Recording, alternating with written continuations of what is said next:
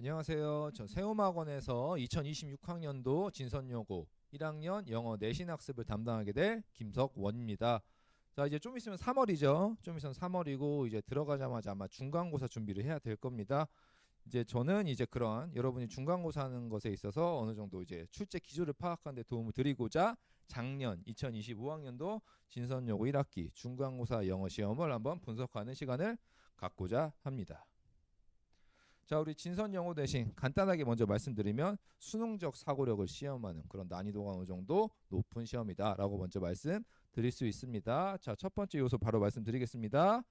자, 먼저 시험, 범위부터 다릅니다. 먼저 교과서, 교재 어떤 거 공부하는 건지 먼저 좀 보시겠습니다. 첫 번째로, 듣기 부교재가 있고요. 두 번째로 독해 부교재가 있습니다. 그리고 세 번째, 교과서. 이렇게 세 개를 작년 기준으로 공부했고, 이제 교과서 같은 경우는 이제 난이도가 뭐 일반적인 평이한 고1 난이도죠. 그래서 여러분은 아마도 공부를 할 만할 거예요, 교과서는. 근데 우리가 조금 이제 어느 정도 영어 공부를 힘들게 하는 게 이 부교재부터죠. 네. 부교재 같은 경우는 작년에 리딩 마스터 실전이라는 교재를 썼는데 해당 교재는 한 고등학교 2학년 정도에서 3학년 정도의 교재. 그러니까 수능 실전 난이도의 교재라고 보시면 되고요. 이제 듣기 교재 같은 경우는 해커스 수능 영어 듣기. 그냥 수능 난이도 그 자체입니다. 네, 이런 교과서보다 상대적으로 난이도가 높은 부교재를 학교에서 여러분의 선배들에게 이제 공부하라고 한 이유는 당연히 1학년 때부터 수능적 레벨의 난이도 이런 학습을 함으로써 수능을 잘 보게 하자 이런 좋은 의도겠죠. 다만 이런 것을 실제 내신 교재로 내신 학습으로 이제 수행해야 되는 학생들 입장에서는 굉장히 쉽지 않았을 것이라고 생각이 됩니다. 자, 그리고 또한 이제 각각의 교재에서 시험 출제 범위도 한번 같이 보실게요. 교과서가 상대적으로 난이도가 가장 괜찮다고 낮다고 했는데 세 문제가 출제됐습니다. 그리고 나머지 문제는 전체적으로 다 어디서 부교재에서 출제가 됐다. 그래서 아마도 여러분도 이번에 올해 등급을 잘 받으려면 교과서는 물론이거니와 부교재에서 많은 집중도 있는 학습이 되어 있어야지 좋은 등급을 받으실 수 있을 거다라고 생각됩니다. 자, 우리 진선여고 시험의 특징에 대해서 또 말씀을 드리고자 하는데 우리 진선여고는 청취시험, 즉 듣기 시험이 있습니다. 네, 그런 듣기 시험의 유형은 딕테이션, 즉 받아쓰기고요.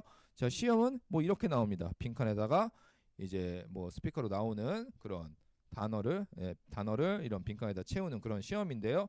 뭐 그냥 들은 대로 쓰면 되는 거 아닌가라고 생각이 들 수 있습니다. 자, 근데 쉽지 않을 수 있습니다.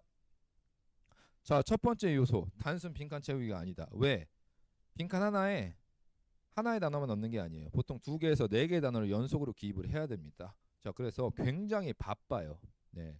독해 문제와 달리 이제 듣기 문제에서는 이런 딕테이션 문제에서는 속도를 조절할 수가 없죠. 그래서 굉장히 바쁠 거라는 부분 먼저 말씀드리고 또 여러 가지 요소를 고난도로 종합 평가하는 시험이다.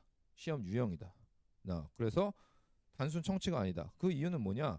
일단 철자도 알아야 되죠. 영어에서 영어 단어의 철자 굉장히 불규칙한 거 아시죠? 철자를 제대로 집어넣어야 되고 이런 연음, 강세 이런 요소도 평소에 갖춰 있어야 되고 더군다나 어법 요소, 어법 지식까지도 어느 정도 답을 내리는데 영향을 많이 줍니다. 자, 예시를 한번 보시면 it looks silver. 근데 여러분 이거 실제로 발음하면 it looks silver라는 거 아시죠? S가 발음이 안 되는데 근데 실제로 여러분이 빈칸을 넣을 때 it looks silver 이렇게 넣으면 틀립니다. 그 이유는 주어가 3인칭 단수이기 때문에 그리고 시제가 현재이기 때문에 동사 뒤에 s 붙여야 되잖아요. 자, 이렇게 청취 시험에서도 문법적인 요소까지 들어갈 수 있다. 즉 여러 가지 요소를 시험 보는 그런 유형의 시험이다라고 말씀드릴 수 있습니다. 자, 두 번째 우리 진선여고의 특징은요. 변형도가 높을 때가 있습니다. 특히 그 변형의 주된 요소는 고난도 어휘 그리고 패러프레이징이죠. 패러프레이징이란 건 재진술이죠. 똑같은 내용의 문장을 다른 형태로 이렇게 나타내는 그런 능력을 말하는 거고요. 구체적인 예시를 들면 여러분의 원문 그러니까 부교재에 있는 실제 원문은 obscure the top of the mountain이었어요. obscure이 뭐 흐릿흐릿하게 만들다 이런 뜻이고 그러니까 산의 정상을 뭐 흐릿하게 만들다 요거였는데 실제로 기출 시험에서 어떻게 나오냐면 render the summit of the mountain obscure 이렇게 나왔습니다. 여기서 render라는 단어 여러분이 만약 이 단어를 알고 있다면 단어 시험 단어 공부 굉장히 열심히 한 겁니다. 사실 만들다라는 뜻이고요. 여기서 obscure도 쓰였지만 여기서 obscure는 이제 형용사로 뭐 흐릿흐릿한 이런 뜻이죠. 네, 그래서 이렇게 변형이 된다는 부분. 즉 변형의 포인트는 뭐다? 첫 번째가 이렇게 랜더 같은 고난도 수능 어휘가 등장한다. 그래서 등장하고 두 번째 문장 구조가 지금 바뀌었죠. 3형식에서 5형식으로 즉 이런 변형에 대해서 잘 파악하고 문제를 풀 수 있으려면 우리가 평소에 갖춰야 되는 게 뭐다? 고난도 수능 어휘도 알고 있어야 되고 또한 문장 구조 즉 문법적 지식이 잘 갖춰져 있어야 된다. 이 부분을 두 번째 특징으로 말씀드리고요. 자, 세 번째 특징. 결국엔 그럼에도 불구하고 아마도 현재 5등급 체제에서 1등급을 결정짓는 건 서술형 문제가 될 것이라고 보여집니다. 자, 그래서 실제로 서술형 문제가 어떻게 됐냐?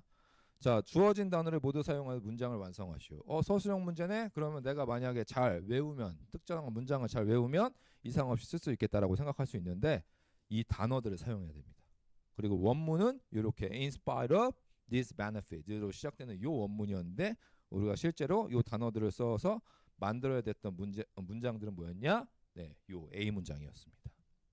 더군다나 이렇게 A라는 문장을 만들려면 순수 영작 능력, 평소에 영작 능력을 갖추고 있어야 되는데 또 하나 제가 포인트를 두고 싶은 건 only to, 즉 only to 부정사. to 부정사에서 사실 쉽게 지나치기 쉬운 부분이죠. 네, 꼼꼼하게 공부하지 않았다면 우리가 많이 이제 제대로 바로 꺼내기 힘든 그런 문법 요소인데 이런 것도 바로 이런 서술형에서 활용할 수 있어야 됩니다. 즉 이런 서술형 문제를 잘 맞추려면 뭐 해야 된다? 이렇게 진짜 시험장에서 이런 걸 생각할 시간이 없다. 그래서 평소에 영작 능력이 손이 먼저 반응하는 그런 영작 능력이 갖춰져 있어야 되고 고난이도 유형의 문법 지식이 바로바로 반사적으로 출력이 될 필요가 있다라고 말씀드릴 수 있습니다. 자, 그래서 종합적으로 1등급을 위한 필수 조건 세 가지 다시 한번 말씀드리면 첫 번째로 고난도 어휘 공부를 평소에 하고 있어야 되고요. 그리고 두 번째 어느 정도 틀을 갖춘 정밀 독해 접근법이 필요하다. 그리고 두 번째 또 그 어법 쪽에서 두 번째 어법 지식을 바탕으로 한 구문의 반사적인 출력 문제를 보자마자 바로 활용할 수 있는 그런 능력이 있어야 되고 마지막으로 이제 청취 유형의 그런 문제 해결을 위해서는 평소에 실전 시뮬레이션을 계속 많이 반복해서 훈련을 계속적으로 할 필요가 있다라고 말씀드릴 수 있습니다. 자, 이렇게 이런 분석이 여러분의 이번 시험 출제 기조를 파악하는데 그리고 실제 시험 결과에 좋은 영향을 끼쳤으면 좋겠다고 말씀을 드리면서 해당 영상 마무리하겠습니다. 네, 감사합니다.